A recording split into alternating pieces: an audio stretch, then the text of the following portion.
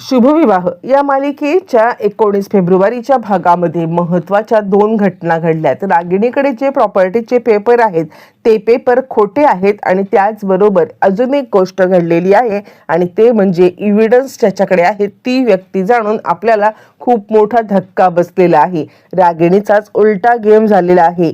स्वतःच एव्हिडन्स जाळण्याचा प्रयत्न करणारी रागिणी मात्र आता तेच एव्हिडन्स अशा एका माणसाच्या हातात सोपवून बसले की ज्याच्यामुळे तिचा खेळ चौपट झालाय। इकडे आकाशभूमीचे पेपर खराब झाले तेच पेपर घेऊन रावराणे वकिलांकडे आलेले आहेत। रावराणे एका विशिष्ट लिक्विडने ते सगळे पेपर स्वच्छ करतात आणि त्यानंतर आकाश म्हणायला लागतो, काय पेपरचं म्हणजे याचा काही उपयोग होऊ शकतो का? या पेपरमुळे काही आपल्याला फायदा होऊ शकेल? यावरती रावराणे म्हणतात, आत्ता हे पेपरला काही लागले पण हे पेपरला काहीही लागलं नसलं ना तरी सुद्धा हे पेपर तुमच्या काही कामाचे नाहीयेत। यावरती आकाश सांगायला लागतो, का असं का म्हणताय तुम्ही? त्यावरती ते सांगायला लागतात, अहो हे पेपर नकली आहेत। यावरती भूमी म्हणते, कसं शक्य आहे? हे पेपर स्वतः रागिणी आत्यांनी एका सुटकेसमध्ये ठेवले होते आणि सुटकेसमध्ये ठेवून आता ती सुटकेस व्यवस्थित त्या बॅगेटच्या आत ठेवली होती, त्याला पासवर्ड लावला होता। असं असताना खोटे पेपर का ते हे करतील? यावरती रावराणे सांगायला लागतात, तुम्ही कोर्टाच्या बाहेर कोणत्याही एखाद्या टायपिस्टला जरी विचारलं ना तर तो सुद्धा तुम्हाला एका झटक्यात सांगून देईल की हे पेपर खोटे आहेत, तुमच्यासोबत काहीतरी स्कॅम झालेला आहे। असं म्हटल्यावर ती भूमीला आता मात्र धक्काच बसलाय आणि ते सगळे दोघं जण विचार करतायत की का आत्यानी असे खोटे पेपर का बरं ठेवले असतील, काय कारण असेल असा दोघांच्या मनामध्ये विचार येतोय। आणि रावराणे म्हणतात, हो मी 100% खात्रीने सांगू शकतो हे पेपर खोटे आहेत आणि हे खोटे पेपर बनवलेत। बरं आता इकडे रागिणी आलेली आहे, ती आता सगळे खोटे पेपर जे काही ठेवलेले आहेत किंवा पेपर आहेत ते सगळे चेक करतेय, बॅग काढतेय। बॅगेमध्ये आकाशभूमीने ते पेपर व्यवस्थितरित्या पुन्हा ठेवलेत आणि ती विचार करते, चला पेपर सुखरूप आहेत म्हणजे इथे कोणी आतापर्यंत आलेलं नव्हतं, ही गोष्ट सुद्धा आता खरी आहे असं म्हणत ती आता खुश झाली आणि ती मनातल्या मनात विचार करते आहे, बरं झालं मी हे खोटे पेपर आता बनवून घेतले होते जेणेकरून आता पौर्णिमा ज्या वेळेला माझ्या विरोधात जाईल त्यावेळेला जर तिने हे पेपर चोरण्याचा प्रयत्न केला, कारण माणूस आहे ती कधीही माझ्या विरोधात ती जाऊ शकते आणि ती जर का माझ्या विरोधात गेली तर मात्र हे पेपर मला आता उपयोगाला ठरू शकतात किंवा हेच पेपर आता खोटे आहेत ते तिने चोरले तरी मला काही फरक पडू शकत नाहीये असं रागिणी म्हणतीये। आणि पुन्हा एकदा ती सुटकेस उचलते, सुटकेस उचलून सगळ्या गोष्टी पुन्हा एकदा बघते आणि चला सेफली आता माझे पेपर आहेत म्हणजे इथे कुणी आलेलं नसणार आहे। आता प्रश्न राहिलेला आहे तो म्हणजे एव्हिडन्स ज्याने आपल्याला धमक्या देतोय त्या माणसाचा आणि त्यामुळे ती थोडीशी गडबडलेली आहे। इकडे तोपर्यंत एव्हिडन्स वाला माणूस दुसरा तिसरा कोणीही नाहीये, हा तोच इलेक्ट्रिशियन सुतार नावाचा आहे ज्याने आता एव्हिडन्स रूम जाळलेली आहे आणि त्याच वेळेला रागिणीने त्याला बॅगभर पैसे दिले असले तरी त्याला ही सोन्याचं अंड देणारी कोंबडी वाटते म्हणून त्याने ते एव्हिडन्स सगळे न जाळता रागिणीच्या विरुद्धचे सगळे पुरावे स्वतःकडे ठेवून चोरावरती मोर बनण्याचा प्रयत्न केलाय। आणि त्यानंतर तो विचार करतोय, रागिणी पटवर्धन तुम्ही कितीही हे करण्याचा प्रयत्न केलात ना तरी सुद्धा तुमच्या दाड्या माझ्या हातामध्ये आहेत, त्या कधी आवळायच्या आणि कधी सैल सोडायच्या हे मला चांगलंच माहिती आहे। इकडे तोपर्यंत रागिणी पूजा करते आहे। पूजा करता करता अचानक पुन्हा एकदा त्या माणसाचा तिला मेसेज आलेला आहे आणि त्यानंतर रागिणी अस्वस्थ झालेली आहे। गुरुजी तिला सांगतायत की रागिणी पटवर्धन अहो पूजा करून घ्या, काय चाललंय पूजेमध्ये कोणत्याही प्रकारचं असं विघ्न आलेलं चांगलं नाहीये। आणि त्यावरती ती सांगायला लागते, ठीक आहे आलेच मी पटकन। आणि त्यानंतर जो मेसेज आता पाठवला गेलाय त्या मेसेजनुसार आता बंगल्याबाहेर आलोय आणि एका रिक्षाचा नंबर पाठवलाय, त्या रिक्षाच्या ह्याच्यात पुरावे ठेवलेले आहेत असं म्हणत त्यांनी आता एक मेसेज पाठवलाय। हा मेसेज पाठवल्यावरती ताबडतोब रागिणी अस्वस्थ झाले आणि तिकडून जायला निघाले। तिची अस्वस्थता आकाश आणि भूमी या दोघांनीही नोटीस केलेली आहे, काहीतरी गडबड आहे असं ते दोघं जण बघतायत। रागिणी उठले आणि गुरुजी त्यांना सांगतात, काय करताय काय? अहो तुम्ही लवकरात लवकर पूजा करा, अर्धवट पूजा सोडून उठू नका। यावरती ती म्हणते, आले मी गुरुजी। आणि ती पौर्णिमाला घेऊन निघालेली आहे। पौर्णिमा म्हणते, अहो आई असं काय करताय? ही अशी महाशिवरात्रीची पूजा जी तुम्हाला कधीपासून करायची होती ती अर्धवट सोडून तुम्ही आता कुठे आलात? यावरती इकडे रागिणी सांगायला लागते, पूजेचं काय, देवाचं काय घेऊन बसलीस? देव आपल्यासाठी थांबून राहील, काही फरक पडत नाहीये. पण आता जर या माणसाने इव्हिडन्स जर काय लीक केले ना तर आपल्यासाठी खूप मोठा प्रॉब्लेम होऊ शकतो. मग कसला देव आणि काय, कोणी आपल्या मदतीला काही येत नाहीये. चल, देवाची पूजा बिजा काही नाही, असं ते फक्त भूमी आणि आकाश यांना हरवण्यासाठी केलेलं थोतांड आहे, बाकी काहीच नाहीये. इकडे तोपर्यंत ज्या वेळेला घाई गडबडीमध्ये रागिणी आणि पौर्णिमा या कारमधून बाहेर पडल्यात आणि त्याच वेळेला बलदेवने पाहिले काहीतरी गडबड आहे. म्हणजे आता ह्या दोघे जणी इतक्या घाईत गेलेल्या आहेत की आता काहीतरी आहे म्हणून तो त्यांचा पाठलाग करत निघालेला आहे. नक्की काय त्याला कळत नाही. इकडे गुरुजी सांगतात, रागिणी पटवर्धन अजूनही आलेल्या नाहीयेत. याचा अर्थ ते आता येणार नाहीत का? कारण पूजा सुरू करण्याची वेळ झालेली आहे. त्यावरती ते म्हणतात, ठीक आहे. रागिणी पटवर्धन यांच्यानंतर आकाश आणि भूमी हे तुम्ही दोघं जण या घरचे मोठे आहात आणि त्यामुळे तुम्ही ही पूजा करायला काहीच हरकत नाहीये. फायनली आता जे देवाला ज्याच्या हातून पूजा करून घ्यायची आहे त्याच्याच हातून त्याने पूजा करून घेतले आणि रागिणी आणि पौर्णिमा ह्या नेमक्या बाहेर असल्यामुळे या दोघांना विरोध करणारं असं कुणीच उरलेलं नाहीये. त्यानंतर मानसी अथर्वला म्हणते, आई अचानकपणे गेल्या तरी कुठून? मला तर काहीच कळत नाहीये. यावरती अथर्व म्हणतोय तिला की अगं खरंच काही कळत नाही, तिचं काही महत्वाचं काम असेल. त्यावरती गुरुजी म्हणतात, चला आकाशभूमी तुम्ही या बरं पूजेला. असं म्हटल्यावरती आता अथर्व आणि मानसी हे सुद्धा काहीच करू शकत नाहीयेत आणि त्यानंतर मग आता आकाश आणि भूमी यांच्या हातून पूजन होत आहे. म्हणजे देवाने त्याचा खेळ खेळलेला आहे आणि त्याला आता या सगळ्यामध्ये बरोबर रीतीने आकाशभूमी यांना आता त्यांचा मान हा मिळवून दिलेला आहे.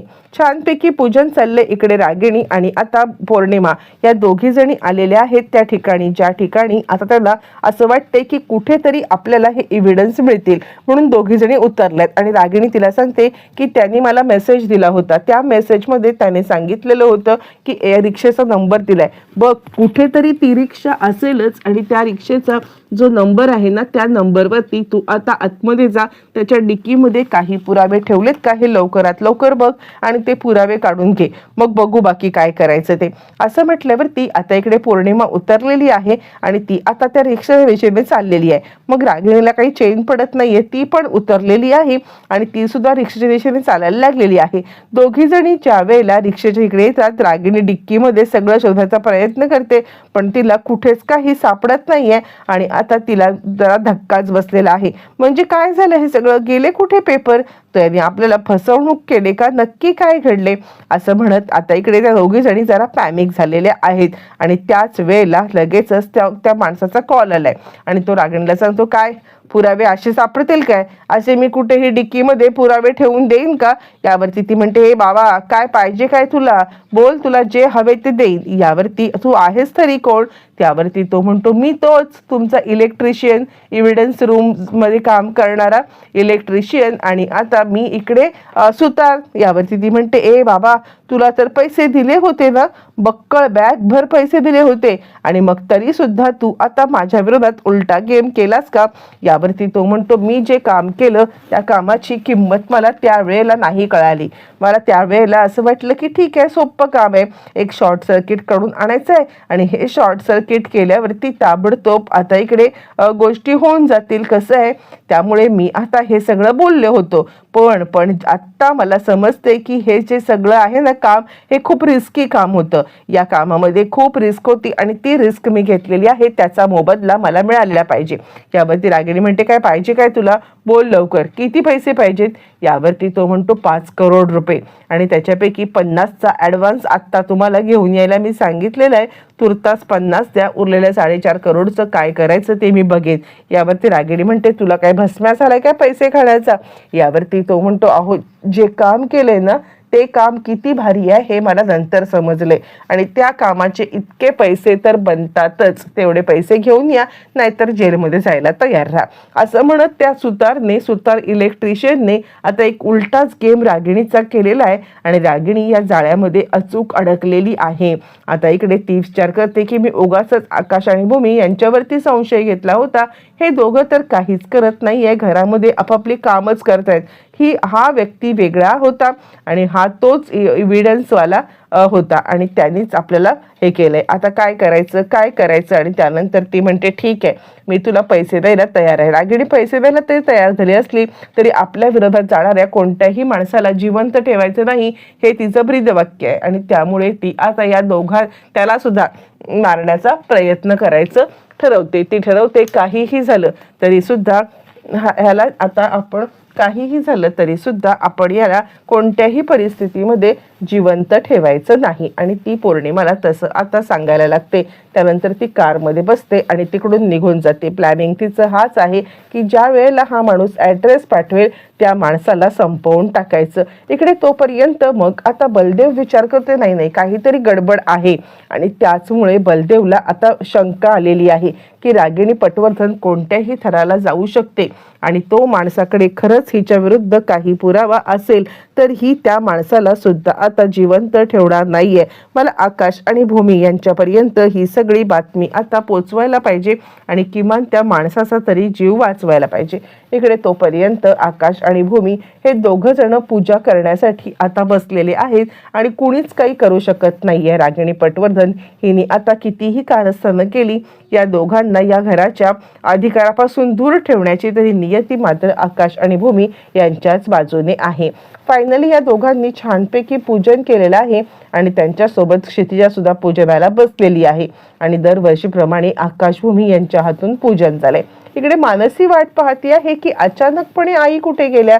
बरं आई गेल्या तर गेल्या, ही पौर्णिमा कुठे गेलेली आहे यांच्या मागे, नक्की काय चाललंय यांचं. आणि आता आपण ह्या दोघांना पूजेला बसायला नकार दिला नाही त्यानंतर आई आपल्यावरती चिडतील का हा सुद्धा विचार आता तिच्या मनामध्ये येत आहे. पण आता त्याला काही पर्याय नाहीये. अथर्व सुद्धा वाट पाहतोय की नक्की काय घडले, आई कुठे गेली असेल, काय गेली असेल आणि येईल तेव्हा ती काय होईल. इकडे छानपैकी पूजा संपन्न झालेली आहे आणि त्यानंतर गुरुजी आता पुढचे जे काही विधी आहेत ते सुद्धा आकाश आणि भूमी या दोघांनाच करायला सांगत आहेत. दोघं जण छानपैकी पूजन करतात आणि देवाचे आभार मानतात. तूच आमची सेवा मान्य करून घेतलीस, तूच आम्हाला तुझी सेवा करण्याचा म्हणजे संधी दिलीस. खरंच जितके तुझे आभार मानावे तितके कमी आहेत. त्यानंतर तिघं जण पूजन करतायत आणि तोपर्यंत मग आता पूजा संपन्न झालेली आहे असं गुरुजी सांगतायत. प्रसादाची तयारी करायला घ्या असं सुद्धा सांगतायत. त्यानंतर मग आता इकडे भूमी खूपच खुश झालेली आहे आणि त्यानंतर इकडे तोपर्यंत भूमी खुश होऊन लगेचच आता इकडे ती प्रार्थना करते आहे आणि ती आता पालखीकडे प्रार्थना करते. माझी मनू प्रेग्नेंट आहे आणि माझ्या मनूला या जगातील सगळे सुख आता लाभू दे. कोणत्याही परिस्थितीमध्ये तिच्या मनामध्ये आता शंका नको येऊ दे. तिच्या मनामध्ये नेहमी प्रसन्नता राहू दे आणि होणारं तिचं बाळ एकदम आरोग्यवान आणि व्यवस्थित होऊ दे. माझ्यासाठी मी काहीच मागत नाहीये, फक्त माझ्या मनूचं डिलिव्हरी व्यवस्थित होऊ दे म्हणून ती प्रार्थना करते आणि मानसी हे सगळं पाहते. खरं तर या सगळ्यामध्ये मानसी कितीही नाटक करत असते तरी तिचं भूमीवरचं प्रेम काही कमी झालेलं नाहीये हे आपल्याला दिसते. फक्त ती या रागिणीसाठी नाटक करते आहे आणि तिचे डोळे भरून आलेले आहेत. ती भूमीकडे पाहते पण आता सगळ्यांच्या समोर ती तिचे आभार किंवा आता तिला मिठी मारणं हे करू शकत नसते कारण रागिणीपर्यंत सगळ्या न्यूज जात असतात. सगळेजण खूप खुश असतात. रागिणी परत आलेली आहे. परत आल्यावरती ती सांगते कुणी पूजा केली, माझ्या वाटणीची पूजा करण्याचा मान कुणाला मिळाला. यावरती लगेचच आता इकडे तिला समजतं की रागिणीला की आकाश आणि भूमी या दोघांनी पूजा केलेली आहे आणि त्यावरती भूमी म्हणते कसं आहे, जे ज्याचं आहे ना ते त्याला मिळतंच. पूजा आमच्या हातून होती, ती पूजा आमच्या हातूनच झाली आणि म्हणूनच तुम्हाला बुद्धी झालेली आहे ती म्हणजे त्यावेळेला इथून जाण्याची. असं म्हटल्यावर ती भूमी आता लगेचच रागिणीला फाटकन अपमान करते. चिडलेली रागिणी कितीही रागवली असली तरी सुद्धा तिच्या डोक्यात फक्त एकच विचार आहे, एव्हिडन्स मिळवण्याचा. त्यामुळे ती काही बोलत नाहीये आणि हे सगळं चालू असताना ती आता त्या पौर्णिमा पाहते की पूजा ह्या दोघांच्या हाताने झाली आणि रागिणी काहीच करू शकत नाहीये प्रेक्षकांनो. आणि त्याच वेळेला रागिणी आता त्या माणसाला संपवण्यासाठी निघणार आहे आणि हे सगळं बलदेवने पाहिलेलं आहे.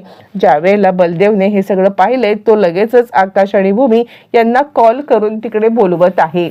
आता त्या माणसाला मारण्यासाठी रागिणी गेले आणि त्या माणसाला वाचवून आकाश आणि भूमी ते पेपर आपल्या ताब्यात घेणार का आणि ते पेपर ताब्यात घेऊन रागिणी पटवर्धन हिला अद्दल कशी घडणार येणाऱ्या भागामध्ये सगळं कळणार आहे.